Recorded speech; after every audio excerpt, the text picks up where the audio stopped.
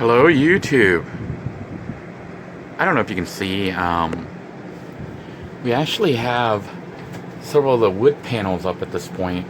My wife came by and we spent hours trying to get all this stuff up, and I was able to get that bad cut fixed by cutting the panel short.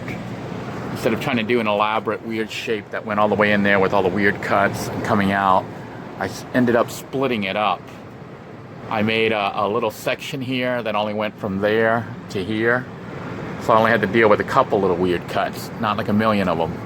Then I made another section from here that went straight across to here, because that's all the width of the wood that I had at that point. You know, otherwise I would have went out further. To get that portion under control. I may end up doing a whole new piece for this one to get it to come all the way out to here. I haven't decided yet. It'd be another $10 to get a piece, and then just use that as a template for that end, I guess. But extend it out further to come all the way out to this portion, which may be the way to go. But then I have to deal with this, which I'm not sure if I want to put the original overlay, the AC overlay thingy that they have here, or if I want to just close this off and just make my own custom vent here for the air intake. This is where it's pulling the air up for the air conditioning. That's something that I am still thinking about, and may end up doing, or I may just do my custom one and see how that works. The issue is water condensation occurs right here. I think, no, it occurs right here and keeps dripping down. So it drips down and gets the floor all wet right here at the spot. That's what we were seeing, was condensation dropping from the air conditioning. So these holes here, I actually ended up having to cut with the panel in place. That was kind of difficult. This one we just lined up and could see where the hole was, and I went ahead and tried to cut it with a jigsaw. This other one wasn't so pretty. You can see it's quite a bit off, but it's kind of good enough. And what we're going to do is put a beam here to hold this across. And then we're going to do one more that comes out to here, and then a couple big ones that go across the front, and then the ceiling is up. I do need to add some insulation up front, as you can see. Planning on going to Home Depot and getting more of these big thick ones here and then cutting that up.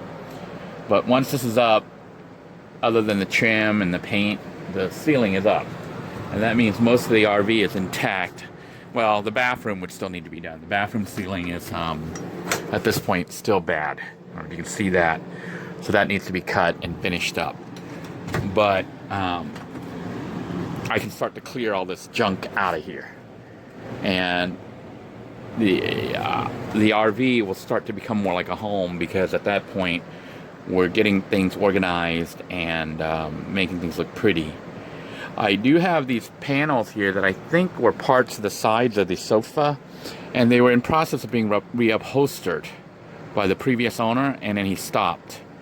So I can finish the reupholstery or just skip them. And honestly, I don't think I'm going to finish the reupholstery job, just because I don't have the time and I don't have the expertise, and it's going to look really bad if I try to do it.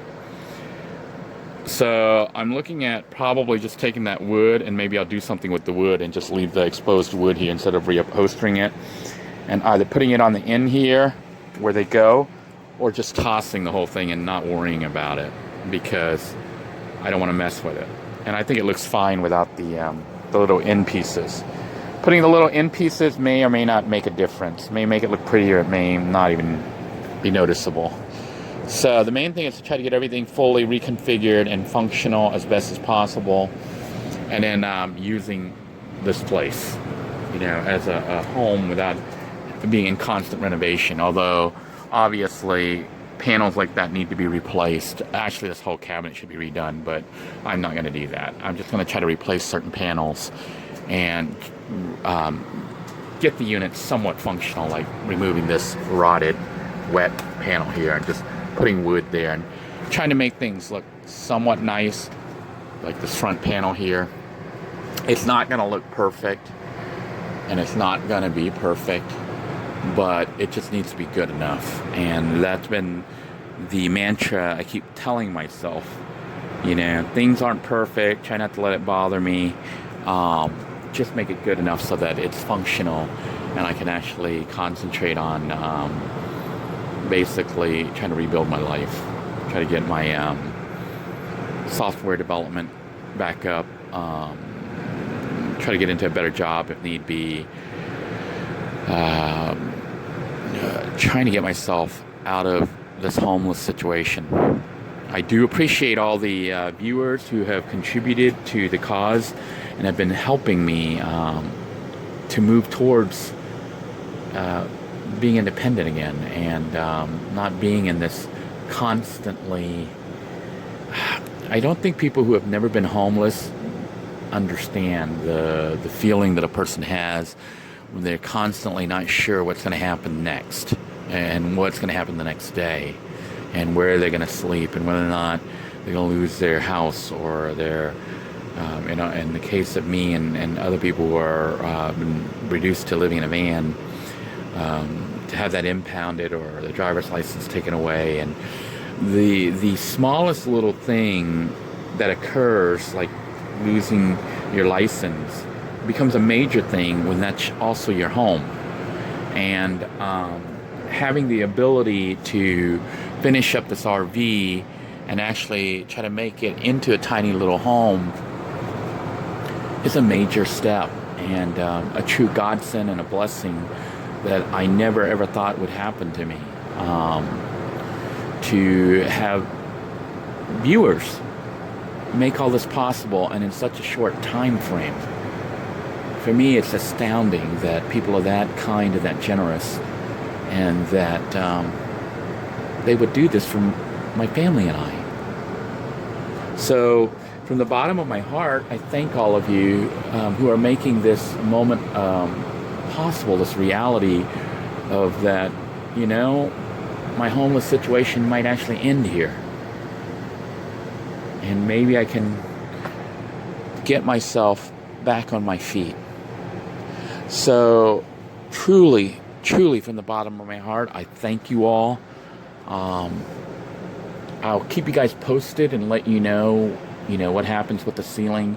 And hopefully, within the next couple videos or so, if we don't have any little side projects like the trim and stuff, you're going to see like a big reveal where we can actually show what the RV looks like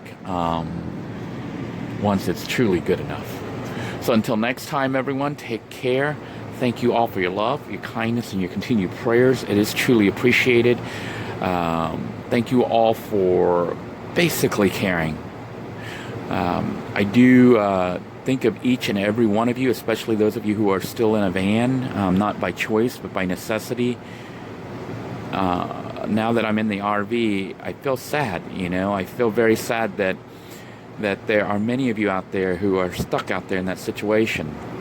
And I'm trying to figure out what I can do to try to help the situation. Not so much with just videos, but to try to help people who are in need that don't have access to YouTube or a YouTube channel that's getting halfway decent views. But to see what we can do as a community to help those in need, because the community has helped me. And I will forever be grateful for that. Until next time, everyone, take care. God bless you all. Please stay safe, and know that I too am praying for each and every one of you. Alright, just thought I'd do this little addendum here to show you how I actually cut blindly, sort of. You can see here I've made a little hole, and what I did was I used a drill with a cutting. It's a circular bit. I don't know what I did with it. Like, here it is. It's got this cutting bit. See, you mount this thing on there, and I use this to cut a hole. And the reason I did that was I wanted to have a hole that went up to this area. I know you can't see it too well. I don't know if you can see the screening and stuff there. There is actually an opening here, one of those vents. Not like that, but one with a turn knob. So it is right here, and I didn't want to block it off because I wanted to have access to it. So the normal way to do this is to pre-cut all this before you put it up. And some people had suggested like using newspapers to make a pattern and whatnot, but I didn't do that. You know, I ended up just trying to get this measured to size, and then you're basically cutting it on the fly, which is kind of backwards, and you don't get the best cut. But it's what I did, and you know, if you want to do it correctly, you probably want to get a bunch of newspaper, tape it all up, lay out your pattern, and use that to lay down on the wood and cut it. But I didn't do that simply because I'm over at an RV park. I'm not exactly in a garage, and I had to have some of this stuff pre-cut to certain widths, like trying to get the correct width here from Home Depot. So it came, I don't want to stay outside, take this outside and do all sorts of weird cuts or do too many cuts outside because somebody will complain. And then I'm going to have issues with staying at this RV park. So basically, I took this the drill bit to cut a hole through here. And what I'm going to do is take the jigsaw and kind of slowly increase the size of the hole. So I'll leave this kind of loose. See how it's not right up to the ceiling? So that the saw blade can go in. And I'm going to cut just a little bit. And basically, I want to cut till I get to the edge and then try to do the circular, or not the circular, with the square cut. But I am going to make this a little bit bigger so I can actually see what's going on. And hopefully that way I can cut the surrounding around the opening, the vent hole. So stay tuned, and I'll show you the end results once I am able to do that.